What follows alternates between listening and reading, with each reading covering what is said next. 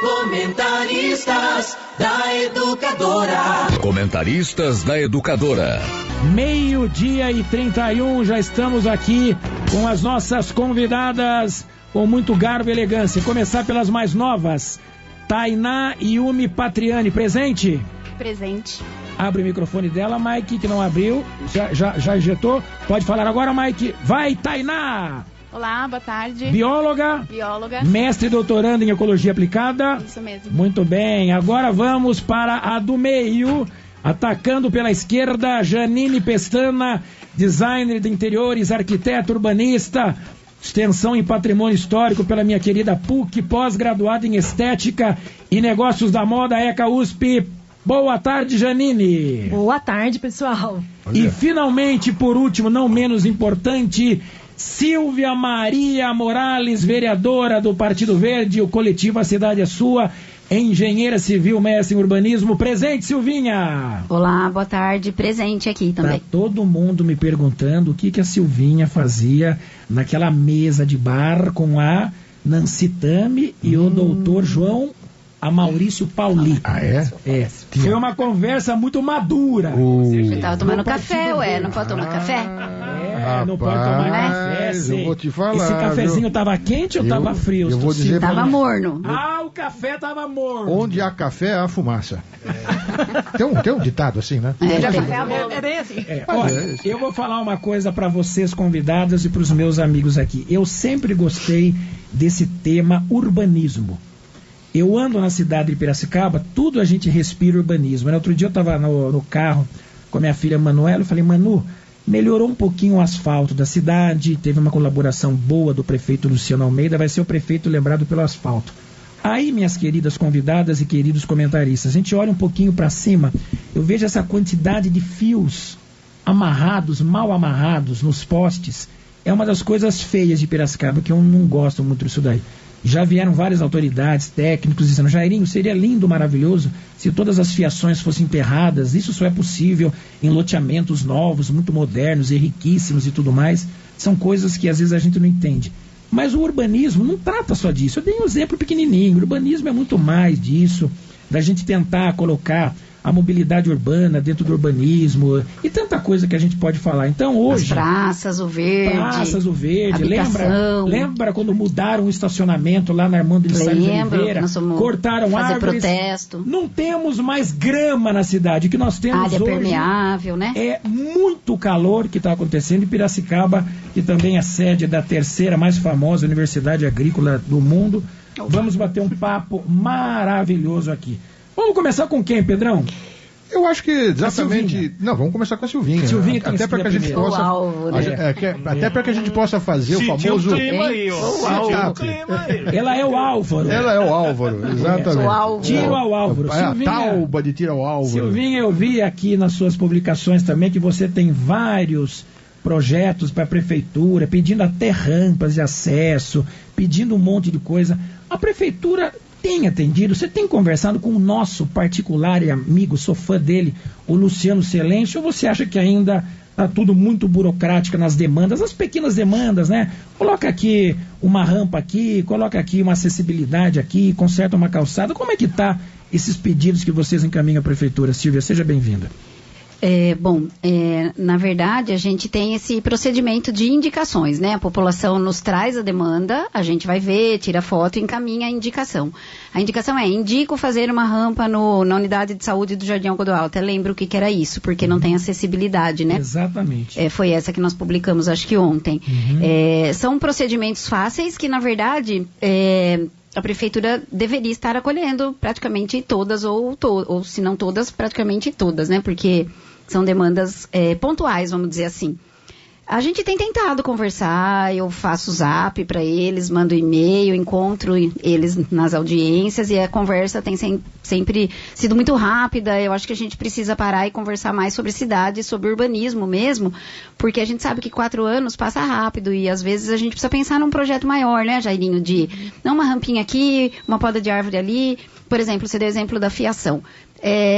De fato, com loteamentos mais novos é muito mais fácil você já prever que a fiação seja enterrada. Mas hoje existem tecnologias que a gente pode ter, né, uma prioridade para isso.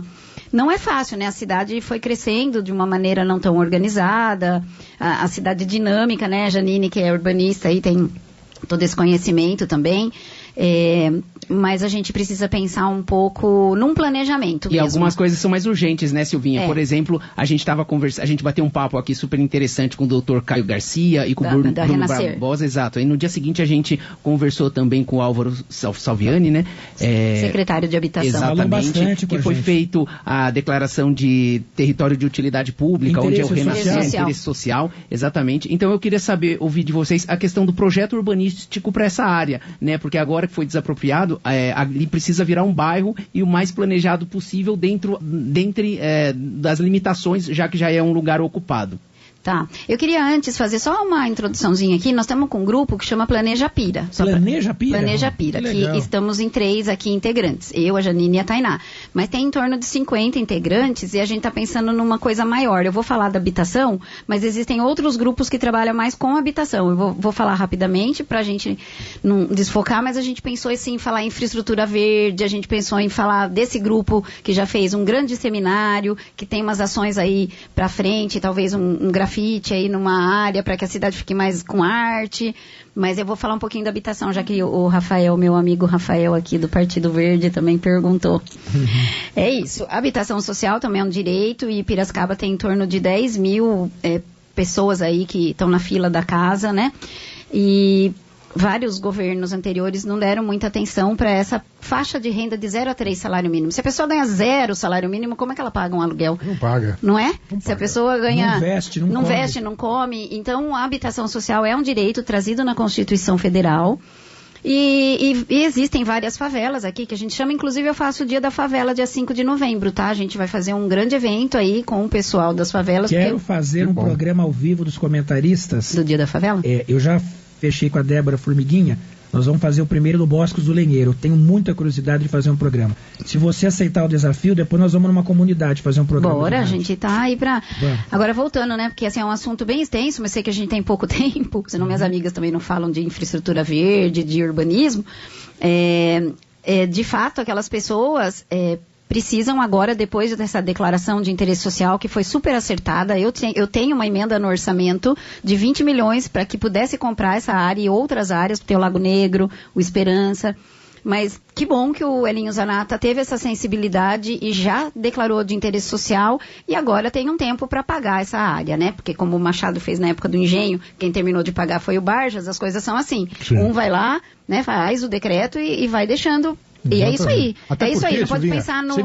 Se você me permitir, só fazer um parênteses, é muito importante a gente colocar que este dinheiro é um dinheiro público. Os gestores que estão nos seus lugares são passageiros. Com certeza. Né? Então é assim, tudo bem, eu contrato hoje a demanda e evidentemente eu programo isso daqui ao longo do tempo. Até porque Piracicaba não vai desaparecer na próxima gestão. Muito bem. Muito pelo contrário. Né? É isso mesmo, acho que foi uma decisão super acertada, né? Pena que os anteriores não tiveram essa visão, já podia estar meio resolvido, mas indo na questão do que o Jacó perguntou, de fato, precisa fazer a regularização fundiária. O que é a regularização fundiária? É um processo que visa o urbanismo, o jurídico, o social e o ambiental. Faz o cadastramento das famílias que lá estão, né? Se de fato elas estão lá porque precisam, não, o que está acontecendo?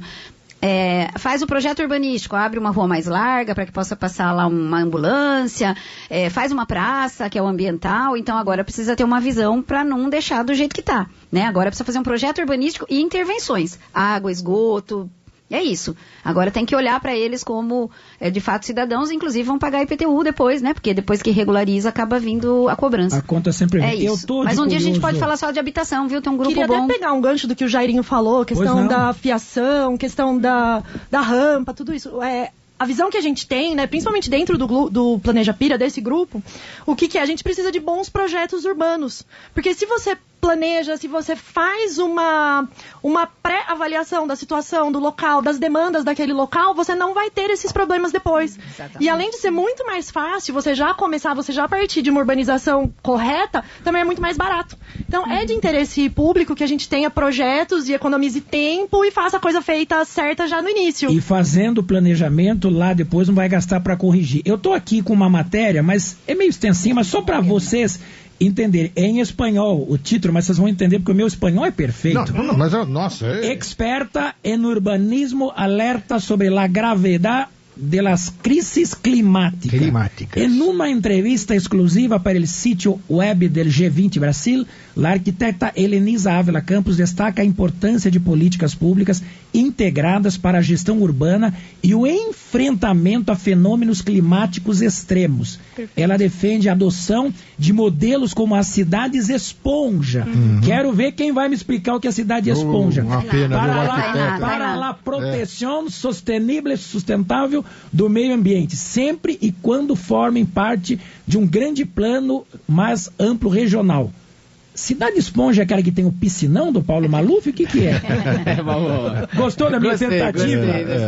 É uma pena o arquiteto, né, que faleceu. Quem vai responder? A Tainá? Perfeito. Tainá, Piracicaba já é uma cidade esponjinha ou não?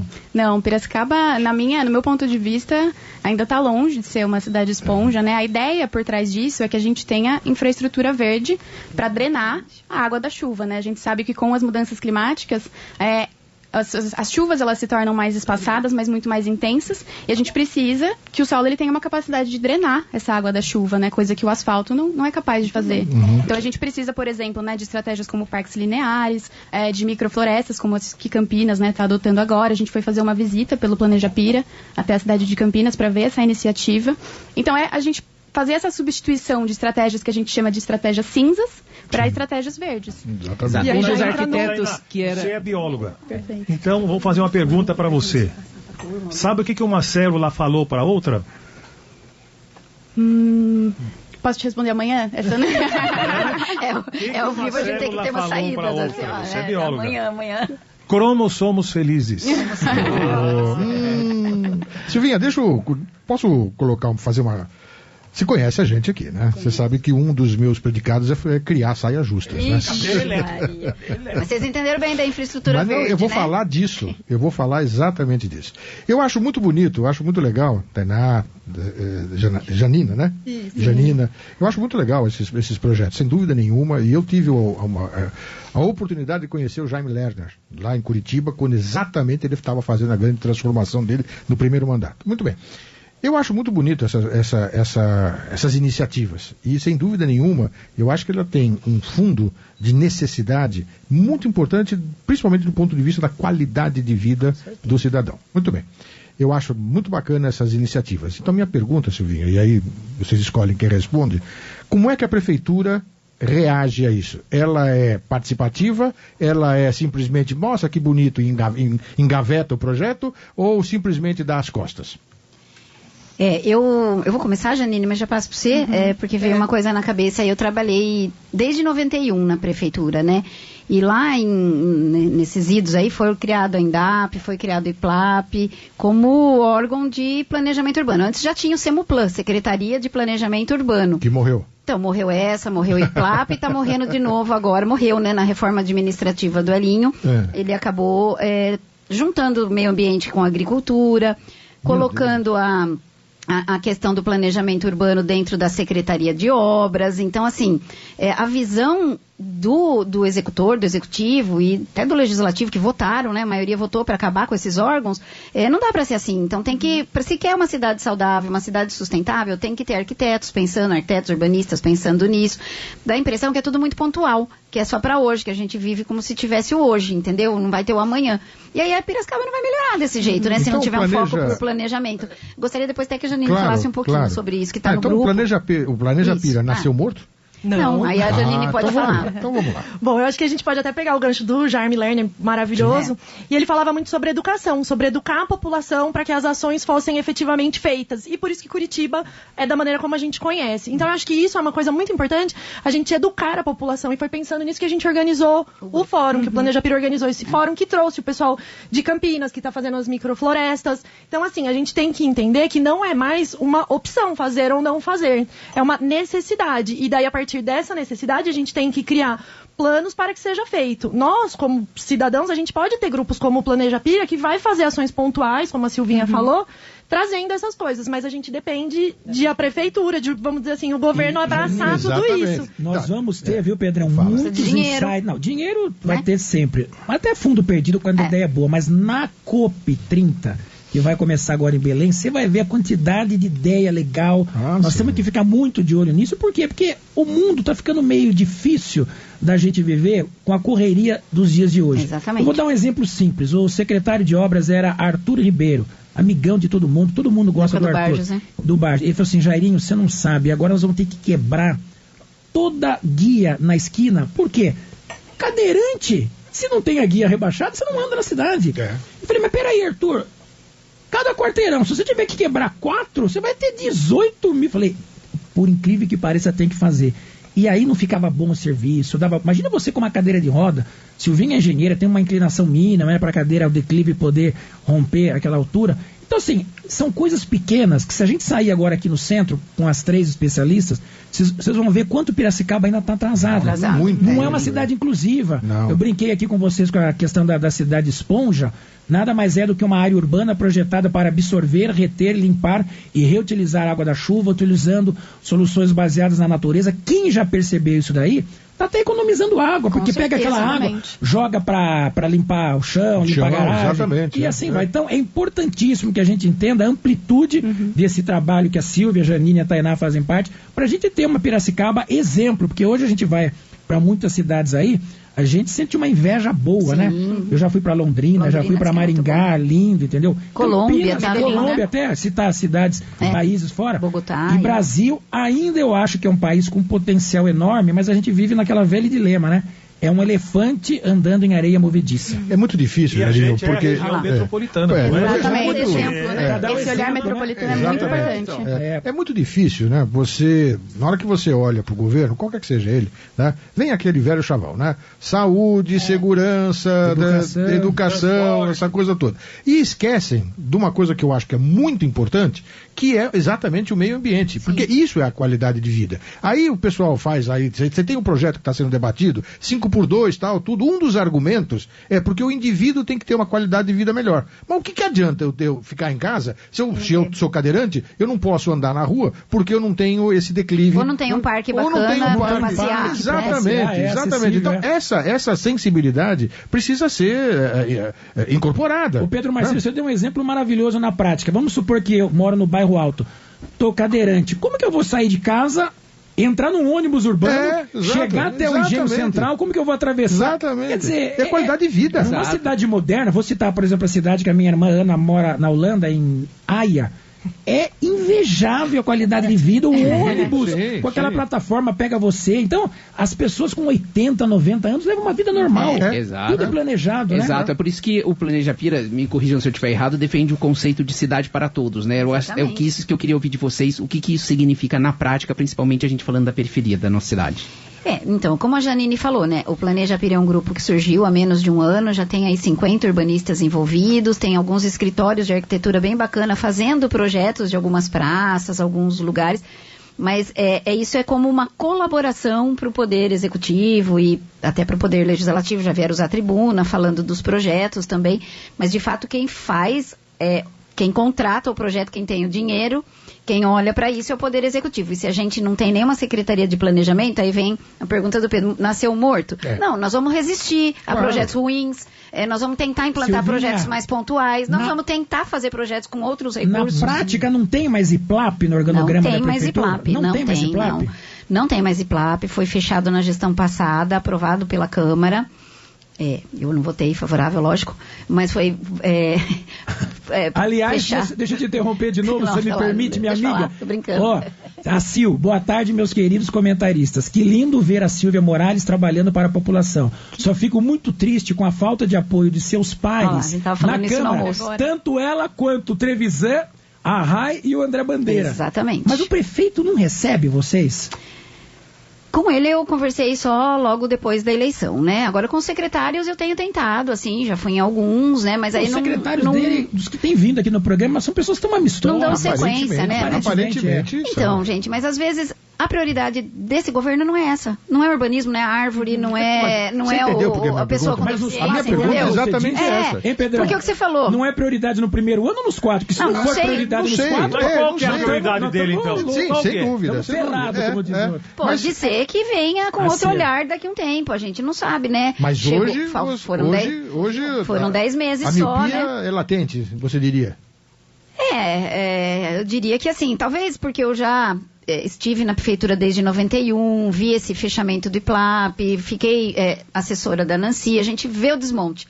A pessoa chegou agora, e os secretários novos também chegando agora, talvez ainda não esteja visualizando isso, mas eu acho que vai mudar essa chave, tem que mudar, porque senão a gente vai ficar mais no mesmo. Aí quando o Jairinho fala assim, o Luciano vai ser marcado porque fez asfalto, tá quebrando tudo o asfalto que ele fez, lá na Vila Resende, lá em Artemis, estão detonando. Para o município, eu tava na garantia, eu li isso daí. Mas assim, não é legal, né? A gente faz quebra, né? Mas tem uma questão inerente do desenvolvimento, às vezes competindo com a preservação ambiental. Então essa aqui é a minha pergunta, porque justamente como Piracicaba aqui está no centro dessa região metropolitana, e é uma cidade muito grande, está crescendo num ritmo muito rápido, como que é possível a gente prever um crescimento da nossa cidade e ainda preservar os nossos rios e a natureza? Eu vou passar para a Janine e para a Tainá, queria que a Tainá inclusive falasse mais de Campinas, que eles estão recebendo inclusive prêmio de infraestrutura verde, mas acho que a Janine Eu quero começar falando que existe isso que você falou, é o discurso vigente. E assim, respeitosamente, é uma bobagem. Porque a gente pode sim ter um desenvolvimento que seja sustentável, que seja lucrativo, que seja interessante para a população, e pensar que o desenvolvimento, que o urbanismo, que uma cidade que cresce, a cidade saudável, também vai influenciar na educação, também vai influenciar na saúde da população. Sem dúvida. É tudo muito conectado. E a gente parte sempre dessa lógica de que o desenvolvimento é destruir e construir novo com concreto. A gente não entende, o que muitos outros lugares já entenderam, que hoje o desenvolvimento é preservar a nossa história, a nossa cultura, preservar áreas verdes que a gente já tenha e criar novas áreas verdes. O que a gente for construir de uma forma mais sustentável. E isso são coisas que geram lucro financeiro. Além do lucro subjetivo de qualidade de vida, a gente ainda vê lucro financeiro. A gente percebe iniciativas verdes sendo mais baratas do que uma construção não tão sustentável. A gente percebe cidades que têm parques, que têm áreas para as pessoas fazerem exercícios com uma população mais saudável. Então a gente tem que parar de ter essa ideia de que desenvolvimento e sustentabilidade não tem como andar junto. Isso é a primeira coisa. Deixa a Tainá falar rapidinho de Campinas, porque eu sei que eles vão vir com várias perguntas. Eu queria só comentar antes, né, que ainda pegando a ideia das soluções baseadas na natureza, das cidades esponja, a gente tem em Piracicaba uma questão com a água muito séria, né? Então, se a gente tem essa percolação da água, né, voltando para o lençol freático, a gente tem como resolver a questão da água, né? Então, só para a gente ver mais uma vez como as coisas estão muito conectadas, né? E aí Campinas, eu acho que é um exemplo muito, muito legal, eles têm tido muito sucesso porque eles têm um convênio que foi estabelecido com os 20 municípios da região metropolitana. Então eles já estão com um olhar regional para isso, buscando reconectar a paisagem com corredores ecológicos, né, para passagem de animais, com parques lineares. E aí essa questão de parques lineares, eles tiveram uma sacada genial, porque se a gente pensar, né, tá bom, então isso vai gerar, vamos implementar parque linear, isso vai gerar custo para o município. Não necessariamente, eles arrumaram uma solução que exatamente, agora qualquer empreendimento imobiliário que incide em uma área de proteção permanente dentro da cidade, é obrigatório fazer um parque linear. A empresa que está construindo ali precisa obrigatoriamente fazer um parque linear. Para a nossa população poder entender. E já complementando, Tainá, fala-se, por exemplo, se aquela Boulevard Boys, se eles construírem, eles seriam obrigados a fazer um parque linear? Tava na pauta essa pergunta. A gente poderia se inspirar em Campinas, né? Tava na pauta essa pergunta. Vai pela ordem, Tainá. Essa é cabeluda. Vai pela ordem. O que é um parque linear para a nossa audiência entender? Um parque linear é um parque, então, com infraestrutura para a população usufruir dali, né?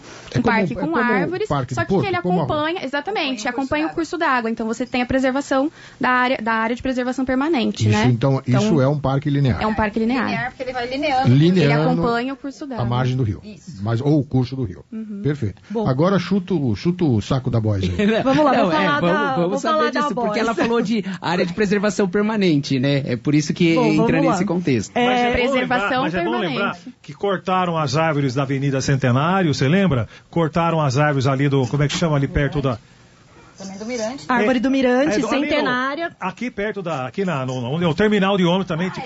Então, Qual é o argumento para tirar essa? Agora, como é? Você vai, mas corta tudo que tem e aí? E Piracicaba tem um plano de urbanização urbana. Então, eu vou falar da Boys. Vamos começar primeiro pelo mais difícil. Vamos lá. Então vamos lá, Boys. Eu vou falar do ponto de vista técnico, tá, gente? Favor. Vamos lá.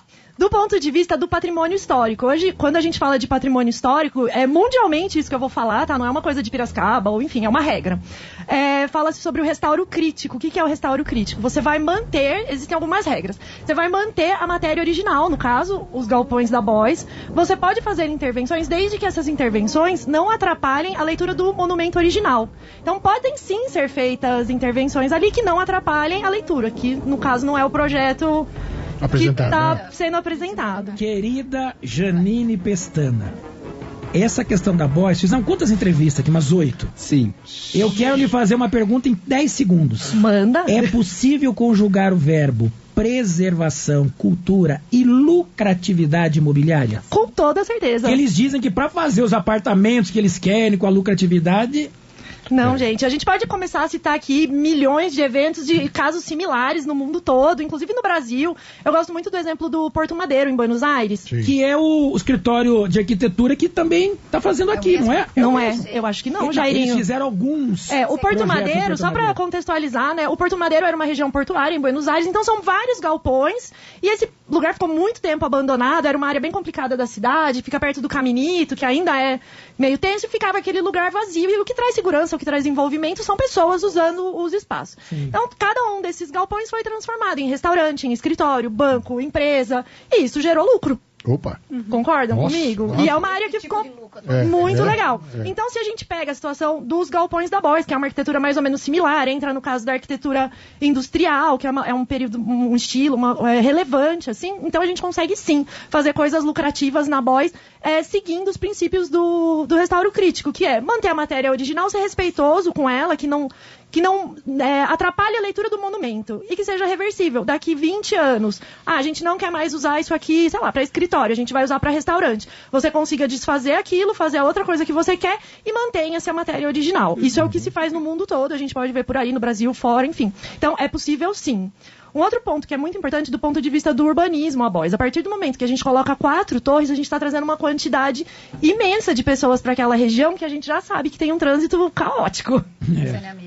Aí a gente tem questão de esgoto, abastecimento de água, energia elétrica, mobilidade. A gente tem a questão de a Boys estar extremamente perto do engenho, então tem a questão dos eventos que acontecem no engenho, então a gente tem ruído. Então são várias coisas do ponto de vista do restauro, do ponto de vista do urbanismo, que não favorecem. E daí do ponto de vista imobiliário, né, que já que a gente está falando de grana aqui, sim, a gente tem uma outra questão que é o seguinte: nós temos empreendimentos similares que estão saindo na região e que tem muitos imóveis desocupados. Então, a gente entraria numa questão: será que existe uma demanda real para a construção dessas torres?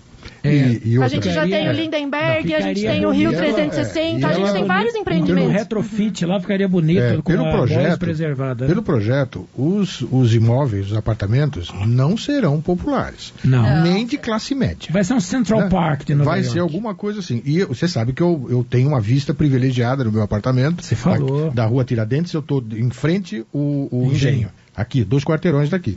E eu vejo os barracões da Boys ali embaixo, tá? Na altura do bar ali, do Maravilhoso. Então tem dois galpões ali que eu vejo. Se subir um prédio ali, eu não sei a altura, pelo que foi colocado... Você vai perder o seu sol da varanda. Eu vou perder a melhor vista. Eu fico imaginando os proprietários desse prédio fazendo uma ação muito forte em relação a isso, Jairinho. Sabe? Eu acho que é uma questão que vai se arrastar. Mike, acho. Confirma o nosso número de WhatsApp, por gentileza. 999-77-1060. Acho que daqui uma semana a gente vai mudar o número do WhatsApp, hein? Já estamos em FM 88.1. A Carmen Valério, olha aqui, Silvinha, é um assunto que você acabou de falar, ó. Viu? Ela estava falando que quando regulariza, veio IPTU por pagar. Só que lá no Centro de Produção Agrícola Taquardal, a gente paga IPTU faz muito tempo e não é regularizado. Como que pode? Então tem alguma coisa errada, né? Eu sou um exemplo, a Silvinha conhece o meu exemplo. Um sítio quase dentro da cidade, um IPTU de 180 mil, aí teve que começar a plantar mandioca, plantar não sei o quê, para poder ter a conotação de TR, mas forçosamente lá nós teremos que lotear. O prefeito está fazendo uma atualização enorme, né, do setor quadrilote, eu ouvi falar, né? Um georreferenciamento, né? Georreferenciamento é quando, através de satélites, através de drone, através de tecnologias aí, organiza toda essa questão da cidade, do cadastro da cidade, e isso é muito necessário, né? Mas não significa que o dono da área lá do Renascer não pague IPTU, entendeu? O dono da área que foi ocupada paga IPTU, ou pelo menos é gerado IPTU para ele, e agora o IPTU vai ser, como se diz, fatiado, é parcelado entre os moradores que estão lá, vai, né, dividir em lote a lote, rateado, isso. Agora, a pergunta dela, se você já tem infraestruturas no local, né, 3 infraestruturas são necessárias, infraestruturas e equipamentos urbanos, pode ser cobrado IPTU, entendeu? Então, eu não sei o caso específico do Taquaral aí. Mas ela também tem que ver se a prefeitura está dando a contrapartida ideal. Também, a partir do momento que você passa de tem que ter varrição. Exatamente, o serviço. Eu só vou fazer uma observação aqui, acho que estava a Janine Pestana falando, e quando o prefeito lançou agora esse interesse social, por que eu achei uma sacada legal, né? Para não ter briga, tem que indenizar o proprietário. As pessoas que já estão lá, o prefeito falou isso dando entrevista na coletiva, ele falou, os filhos, né, já estudam no colégio da região, ele já pega o ônibus ali, ele já usa o postinho de saúde, né, ali do bairro. Quer dizer, imagine você mudar a vida dessa pessoa. Então, eu acho que a prefeitura acertou, desde que todos os entes, os atores envolvidos se deem por satisfeitos, eu acho que é legal. Ô, Jairinho, deixa eu só falar sobre isso bem rapidamente, claro. Eu sei que vocês gostam de perguntar bastante, a gente tem pouco tempo. Pois não. Mas hoje, a política de regularização fundiária, hoje não, isso a partir de 2003, quando criou o Ministério das Cidades, que foi na época do Lula, a política é de consolidar as pessoas onde estão. Eu trabalhei na INDAP desde 91, era remoção, reassentamento. Então, quando você pega o Bosques do Lenheiro, ele saiu de algumas favelas. O Bosque era favela do Maracanã, favela não sei de onde, foi todo mundo pra lá, foi removido. Foi uma remoção. Especialmente para eles. Exatamente, foi um desfavelamento, vamos dizer assim. Agora é a regularização fundiária, por isso que chama... E Silvia, até nesse sentido, quando a gente entrevistou o secretário, uma das perguntas foi, inclusive, a pergunta do Pedro, muito boa, era relativo ao padrão das casas lá, porque as casas lá, elas são um padrão bastante precário, por assim dizer, né? E o secretário falou que não está no planejamento nenhum tipo de obra de melhoria naquelas casas. Né? Então eu queria saber a opinião de vocês. Na verdade é o seguinte, até o Jairinho falou, o pessoal já usa a unidade de saúde, usa a escola, pega o ônibus, mas também já teve investimentos da família. Então eles já estão minimamente assentados lá, né? Seja precário, seja um pouco melhor, já tem de tudo. Tem alvenaria, tem tábua ainda. Então agora é só melhorar aquilo lá, né? Assim, eu acho que vai dar uma segurança jurídica para a pessoa. Pô, agora eu vou investir na minha casinha.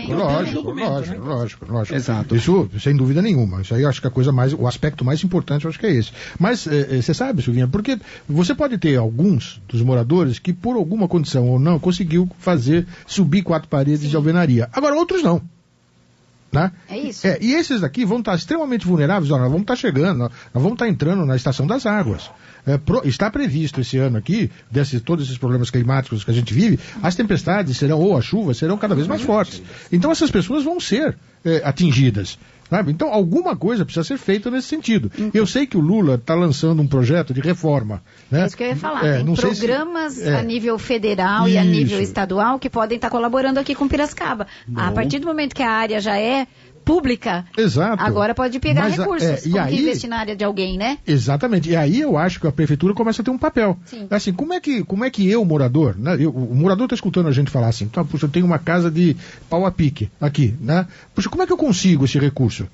Como é que eu viabilizo isso? Eu acabei de ouvir na rádio que, olha, existem programas. Que programa? Quem me ajuda? Acho que é nessa hora a prefeitura... No caso de 0 a 3 salários mínimos, que é a baixa renda, a prefeitura sempre tem que dar um apoio. E ela dá? É para dar, né? Por isso que tem a Secretaria de Habitação. Na época da INDAP a gente tinha esses programas, esse apoio, esse link com o Estado, CDHU... E com o governo federal. Aliás, eu tenho que fazer em público aqui que uma das decisões acertadas da reforma administrativa foi criar novamente a Secretaria de Habitação. Acabou a INDAP, mas criou... Imagina se não tivesse Secretaria de Habitação hoje, com o pessoal do Renascer aí. Quem poderia responder esta questão? José Carlos Casagrande. Boa tarde. Gostaria de dar uma ideia para os especialistas. Já que o piso asfáltico das cidades não absorvem água, por que não fazermos neste tipo de piso furos de 50 milímetros para permitir a absorção de água sem comprometer o conforto do trânsito dos veículos? Isso não seria uma cidade esponja? Será essa a solução com um projeto de grande simplicidade e baixo custo? Eu acho que o José Carlos está falando da permeabilidade, é isso? Pelo que eu estou entendendo, a gente até recebeu lá na Câmara de outros engenheiros que, acho que até do Fagundinho uma vez passou para mim, fazer mesmo alguns furos no asfalto para que isso chegue no lençol freático, entendeu?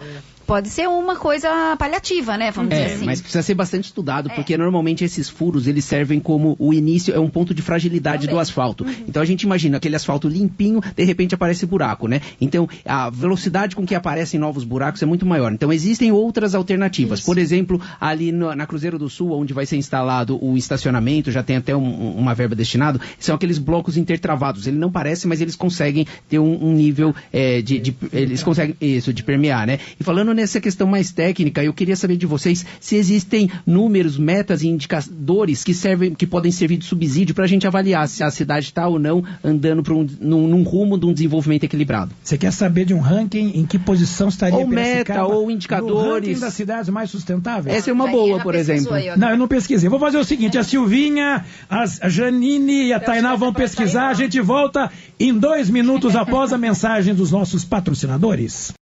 Olha, o programa pegou fogo, já temos uns 5 ouvintes aqui, piririm, pororó. Jairinho, eu lamento que muitas pessoas, entre elas nossos gestores, ao pensarem que quando falamos em meio ambiente, pensem apenas no meio natural, esquecendo totalmente do ambiente construído, o que filosoficamente é extremamente prejudicial ao planejamento urbano, visto que o índice de urbanização no nosso país é altíssimo. Na minha modesta opinião, esta visão equivocada conduz os recursos produzidos pela força de trabalho para a eterna manutenção do mesmo poder, o da elite, o que não permite que aos mais descamisados usufruam dos bens da cidade. Quem você acha que mandou essa mensagem? Deve ser Miriam Rotter, professora. Miriam Rotter, é isso aí. Verdadeira catedrática aqui, meu. Opa! A gente aprende muito. Inclusive aqui, peraí. Boa tarde, comentaristas. Poderia perguntar a Silvia como ela vê essa poda predatória, destruidora que a Engemaia faz em Piracicaba. Depois da poda, as árvores perdem as copas, não oferecem mais sombra. Tal serviço da Engemaia não é supervisionado pela prefeitura? Pode ser feito algo, Silvia? Silvia, um bom piso que absorve água de chuva seria o paralelepípedo? Poderia ser feito na praça onde transformaram em estacionamento? Silvinha, responde primeiro da Engemaia. Ela não tem culpa, né? Eu acho que ela recebe uma ordem da prefeitura.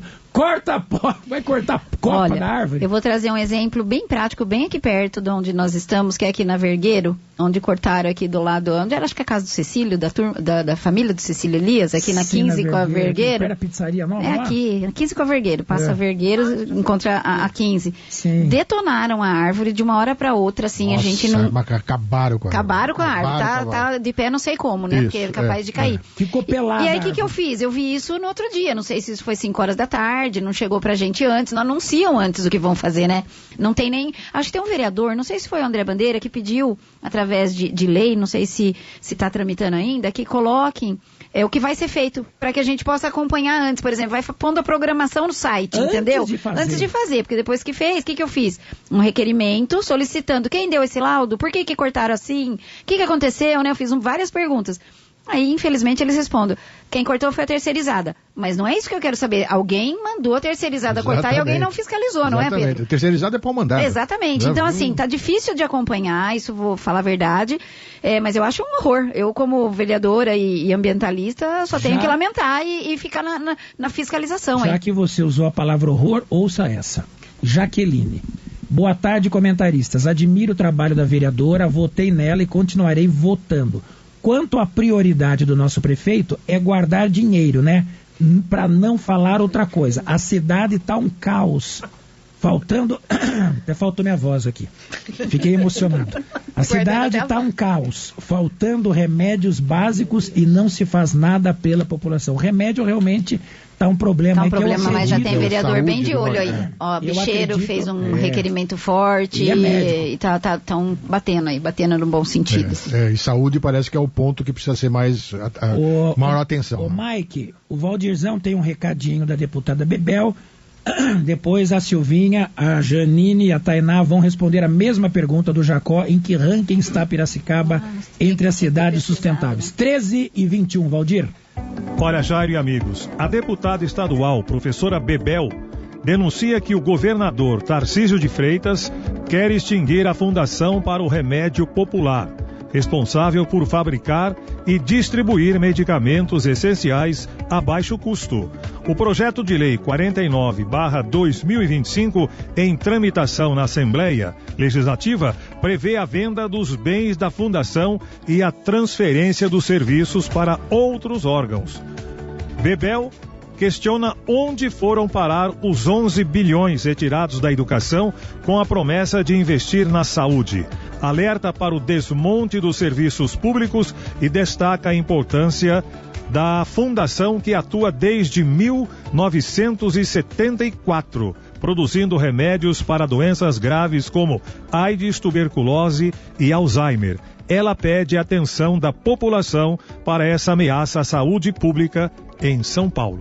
Comentaristas da Educadora. Aqui você tem voz e vez. O que vocês acham da questão do acessibilidade, inclusão? Piracicaba é uma cidade realmente que está no caminho certo? Como que vocês três ranqueariam hoje Piracicaba comparativamente com outras cidades que vocês conheçam? E eu queria até alertar que está acontecendo agora em Águas de São Pedro o evento, acho que é Fomenta 2025, né? Ontem entrevistamos, viu, Mike, o presidente da Associação Paulista de Municípios, falamos, né? Aqui. O ex-prefeito de Campos do Jordão, o Fred Guidoni. Fred Guidoni, é isso aí. E aí, Silvinha, e aí, querida Janine e Tainá, Piracicaba é uma cidade inclusiva? Sustentável? Posso começar? Até porque Pode. Eu li, acho que faz uma semana ou duas que saiu alguma pesquisa de colocar ranking dos municípios, mas eu vou ficar devendo. Piracicaba estava lá no jornal como uma cidade que está indo para isso, mas eu vou ficar devendo que lugar que ela estava, tal. Só que eu não vejo muito, não. Eu acho que se a gente vê, vou dar um exemplo, a ciclovia que foi feita na gestão passada, lá no Mirante, atrás do Mirante, depois ela vai lá para Presidente Kennedy, com vários problemas, vários vícios aí, dinheiro meio que jogado fora, porque lá no Monte Alegre pintaram uma faixa, já sumiu até a faixa da ciclofaixa. Então não é assim que se faz, né? Por isso que tem que ter projeto. Voltamos aí, por isso que tem que ter um setor de planejamento. Setor não, setor é pouco. Tem que ter um órgão que cuide do planejamento urbano, pensando nessas intervenções aí a curto, médio e longo prazo. Acho que é um pouco isso. Tá? Eu agora falar o ranking, falar se tá no...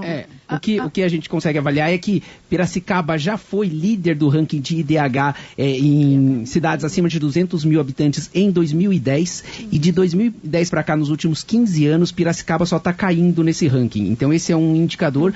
A questão de preservação ambiental, ela é extremamente ligada, né? E um indicativo também que a gente observa no longo tempo que Piracicaba não está indo bem é que o Código Florestal Nacional, ele é de 2012, e ele define que fica a cargo dos municípios delimitar as APPs, né? E 13 anos depois a gente ainda não tem esse tipo de lei municipal aqui em Piracicaba. Então é nesse sentido que eu queria te perguntar, Silvinha. No ano passado você apresentou o PLC 5, que foi um ótimo projeto de lei, que ele delimitava as APPs, mas não foi aprovado na Câmara. Então quer dizer, quais são os próximos passos? A gente vai reapresentar, porque esse, 13 anos depois, ainda é um projeto de lei que a gente carece na nossa cidade, Silvia. Podemos pensar assim, eu acho que a gente tem que estudar um pouquinho mais esse PLC, porque ele foi rejeitado por 3 vezes, então acho que a gente tem que fazer o debate. Eu estou aqui com uma especialista em área ambiental, uma especialista em urbanismo, a gente volta a falar desse projeto, sim, Rafael, é importantíssimo, mas tem lei que só o papel não adianta, né, não pega, então a gente vai ter que fazer o debate mesmo na cidade sobre áreas verdes. Acho que é um pouco isso que o Planeja tem feito, e a Tainá aqui como Planeja Verde, que a gente divide em Planeja Verde, Planeja Urbanismo, pode depois nos ajudar a pensar em projetos de leis dessa maneira. Sim, com certeza. Mas independente disso, né, o próprio Código Florestal de 2012, né, ele já indica quais são as áreas. Então, assim, para fins de licenciamento da CETESB, por exemplo, uma APP é uma APP, certo?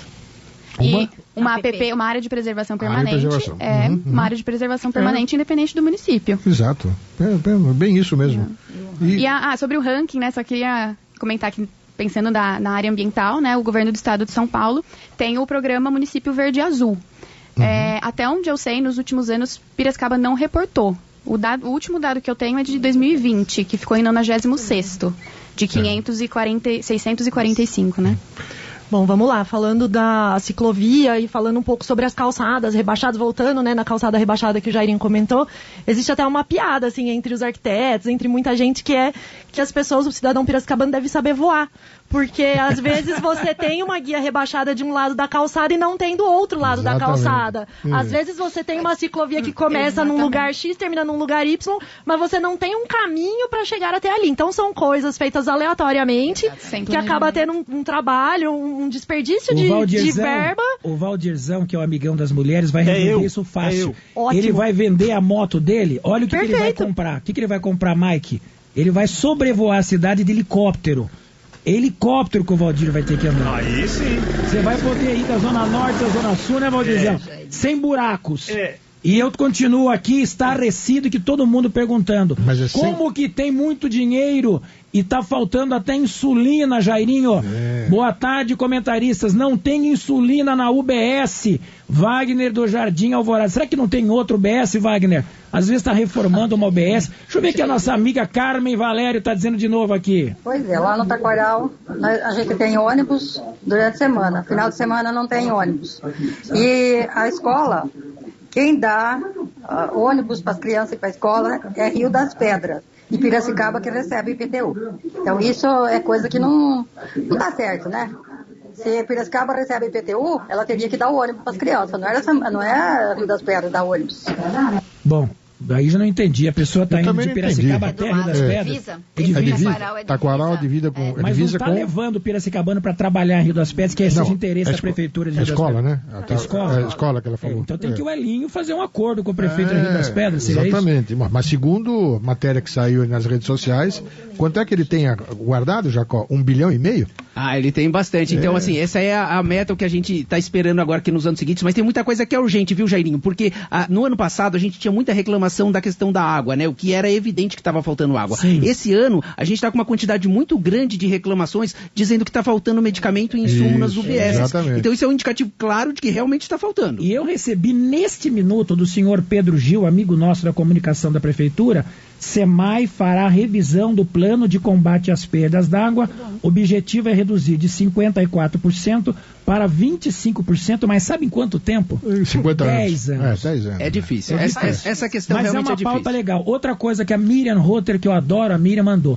Piracicaba obteve, eu não sei falar isso aqui, 62ª. Para o povão entender, 62. A posição é 762 entre os 5.570 municípios. Em 100 pontos possíveis, Piracicaba, uma nota 56,09. Muito ruim. Não tá bom ainda. E aí eu queria trazer uma informação também, que acho que contrasta, na verdade está na mesma linha, né? Mas contrasta com o que a gente tem como propósito, né? Mas assim, Piracicaba hoje ela é reconhecida como a 11ª cidade com maior urgência para a gente lidar com as mudanças climáticas, porque ela é a 11ª cidade mais suscetível a deslizamento, a enxurrada, a alagamento. Nossa, e o que a gente está fazendo com essa informação? O plano diretor de 2019 Mas isso é tão importante que você está colocando, Dana, sabe? Assim, as pessoas precisam ter, o poder público precisa ter essa sensibilidade.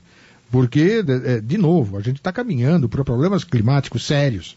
Né? Recentemente, há 2 semanas atrás, tivemos uma chuva aqui que foi... A gente tem 3 mil pessoas em área de risco.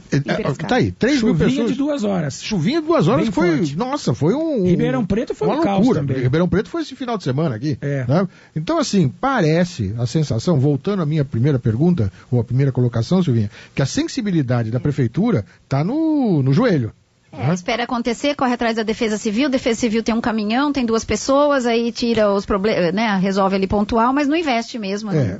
Infelizmente, aí eu acho que eu diria que é um pouquinho da visão geral do brasileiro, né? Primeiro a gente espera acontecer o problema, para depois a gente reagir. Aí a gente faz com aquela cara, meu Deus, que horror, que coisa...